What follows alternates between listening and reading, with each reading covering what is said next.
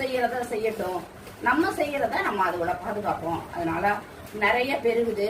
நம்ம இன்னைக்கு கள்ளக்குறிச்சியில அள்ளிட்டு போறாங்கல்ல, புடிச்சு போறாங்கல்ல உரத்துக்கு, நாளைக்கு எல்லா மாவட்டத்துக்கும் வரமாட்டான்னு என்ன நிச்சயம்?